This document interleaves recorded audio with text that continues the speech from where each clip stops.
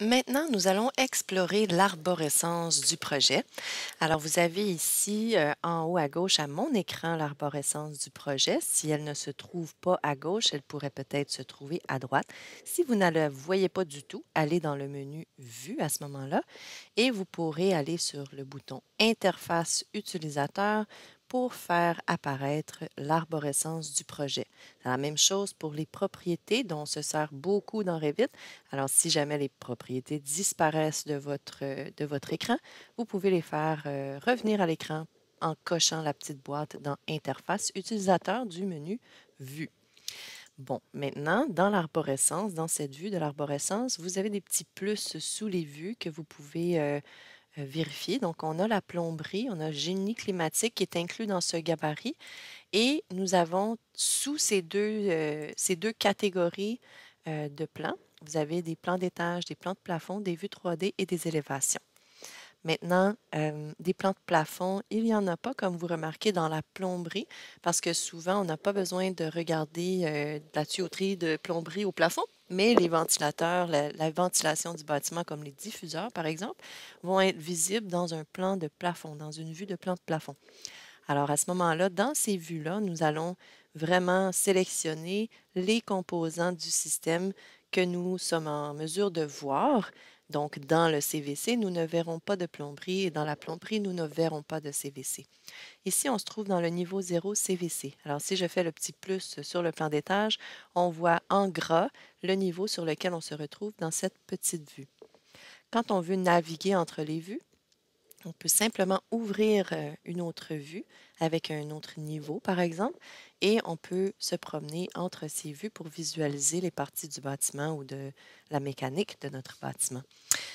Vous avez aussi la possibilité de basculer les fenêtres. Comme vous voyez, on est dans l'onglet, le menu en haut, Vue.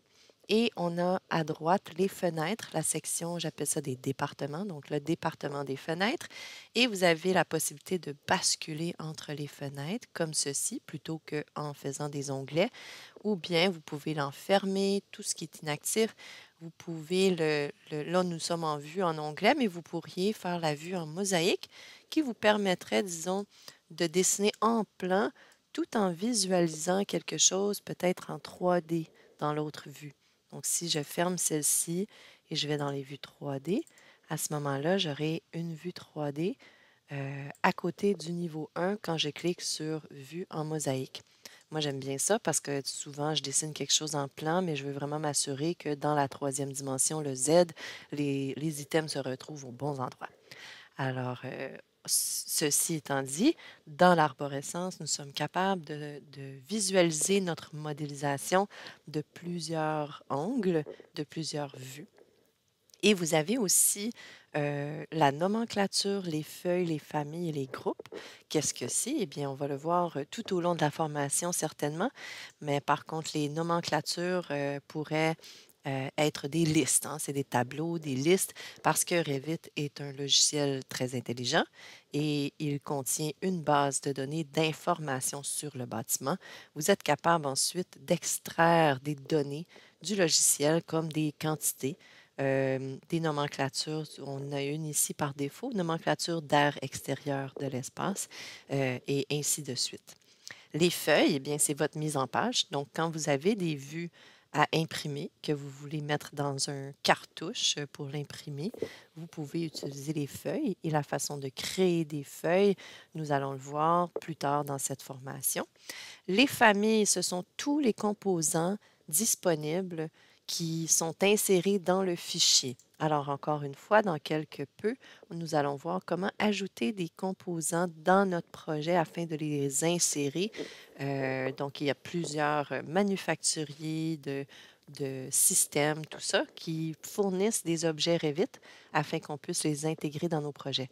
Il y a aussi des simulations qui sont possibles. On peut simuler le bâtiment, en fait, côté énergie, bien sûr, côté plomberie, tout et tout. Et la simulation va nous donner des indicateurs quant à quelque chose qui ne fonctionne pas.